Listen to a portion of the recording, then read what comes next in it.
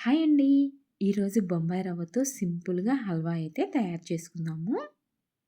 ఈ బొంబాయి రవ్వ హల్వా అయితే తక్కువ టైంలో, తక్కువ ఇంగ్రీడియెంట్స్‌తో అయితే సింపుల్‌గా అయితే హల్వా ప్రిపేర్ చేసుకోవచ్చు.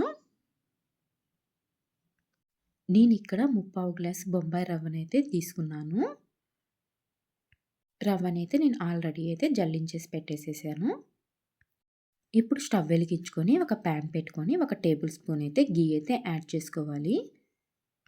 నెయ్యి అయితే కరిగినాక ఇప్పుడు బొంబాయి రవ్వని కూడా వేసుకోవాలి. బొంబాయి రవ్వ అయితే వేసుకొని ఒకసారి అయితే ఈ విధంగా అయితే కలిపేసుకోవాలి. పచ్చి వాసన పోయేంత వరకు ఒక 2-3 మినిట్స్ అయితే ఈ విధంగా కలుపుకోవాలి. మంట అనేది సిమ్‌లోనే పెట్టేసుకోవాలి. హైలో పెట్టుకోకూడదు. మనం బొంబాయి రవ్వతో కేసరి అయితే చేసుకుంటాం కదా! దానికైతే ఎక్కువ నెయ్యి అయితే అవసరమైద్ది. నెయ్యి ఇష్టం లేని వాళ్ళు లేకపోతే సమయానికి నెయ్యి ఇంట్లో లేకపోయినా కూడా ఈ విధంగా హల్వా అయితే ప్రిపేర్ చేసేసుకోవచ్చు. మనకి రవ్వ అనేది వేగిందో లేదో తెలిసిపోయిద్దండి. చూసారు కదా! కొంచెం కలర్ అనేది చేంజ్ అవుతా ఉంటది. అదేవిధంగా మనకి వేగిన స్మెల్ కూడా వస్తుంది. ఇంక మనం అప్పుడు స్టవ్ ఆపేసేసుకుంటే సరిపోతుంది. మనం ఏ గ్లాస్‌తో రవ్వ తీసుకున్నామో అదే గ్లాస్‌తో పాలు కూడా తీసుకోవాలి.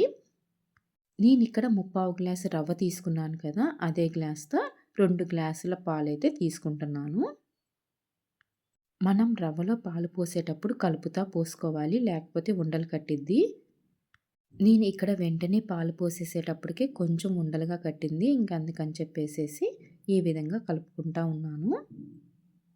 మనం బొంబాయి రవ్వ ఉప్మా చేసేటప్పుడు కలుపుకుంటూ వేసుకుంటాం కదా వాటర్‌లో, అదే విధంగా ఇప్పుడు పాలు కూడా కలుపుకుంటా వేసుకుంటే సరిపోతుంది.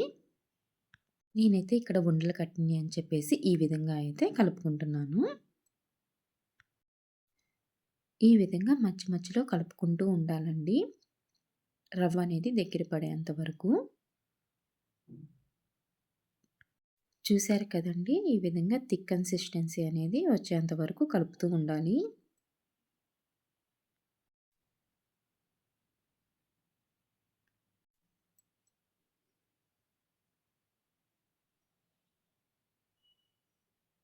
ఇప్పుడు ఈ రవ్వ అయితే దగ్గర పడేలోపు మనం గ్లాసులో అయితే పంచదార తీసుకుందాము. మనం ఏ గ్లాస్‌తో రవ్వ తీసుకున్నామో ఆ గ్లాస్‌తో పంచదార తీసుకుంటే సరిపోతుంది. ఒక గ్లాస్ రవ్వకి ఒక గ్లాస్ పంచదార, 2 గ్లాసుల పాలైతే సరిపోతుందండి. చూసారు కదా! ఈ విధంగా థిక్ కన్సిస్టెన్సీ వచ్చినప్పుడు మనమైతే పంచదారని యాడ్ చేసుకోవాలి. పంచదారని యాడ్ చేసుకున్న తర్వాత ఒకసారి అయితే కలిపేసేసుకోవాలి మొత్తము. ఈ విధంగా రవ్వని, పంచదార మంచిగా కలిసేటట్టు కలుపుకోవాలి. ఈ ప్రాసెస్ మొత్తం స్టవ్ సిమ్‌లో పెట్టేసేసుకొని చేసుకోవాలి. ఈ విధంగా మధ్య మధ్యలో కలుపుతూ ఉండాలి.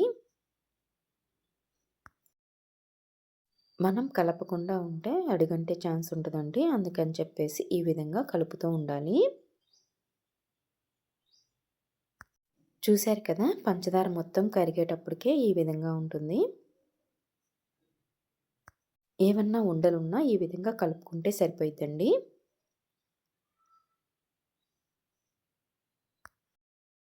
ఒక 2-3 మినిట్స్ అయితే ఈ విధంగా కలుపుకుంటే సరిపోతుంది.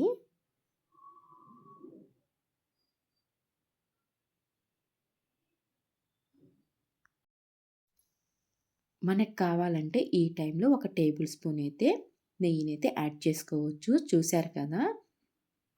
ప్యాన్ నుంచి అయితే సెపరేట్ అయిపోయింది.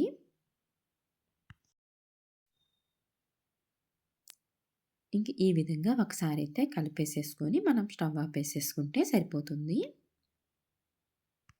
ఇప్పుడు ఒక గ్లాసులోకి కొంచెం ఫుడ్ కలర్ అయితే తీసుకోవాలి.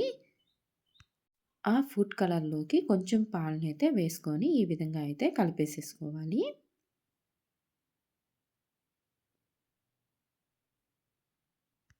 ఈ ఫుడ్ కలర్ అనేది ఆప్షనలేనండి. మనకు కావాలంటే వేసుకోవచ్చు, లేకపోతే లేదు. ఈ విధంగా కలర్ అనేది కలిసేటట్టు కలుపుకోవాలి. ఇప్పుడు ఈ ఫుడ్ కలర్‌ని మనం ముందుగా ప్రిపేర్ చేసిన హల్వాలోకి వేసుకొని మొత్తం కలిసేటట్టు ఈ విధంగా అయితే ఒకసారి అయితే కలిపేసేసుకోవాలి. అంతేనండి. చాలా సింపుల్‌గా అయితే ఈ హల్వా అయితే రెడీ అయిపోతుంది. ఎక్కువ టైం లేనప్పుడు కానీ, నెయ్యి తినని వాళ్ళు కానీ ఈ విధంగా హ్యాపీగా హల్వా అయితే ప్రిపేర్ చేసేసుకోవచ్చు. ఈ వీడియో నచ్చినట్టయితే ప్లీజ్ లైక్ చేయండి, షేర్ చేయండి. అదేవిధంగా సబ్స్క్రైబ్ చేసుకోండి.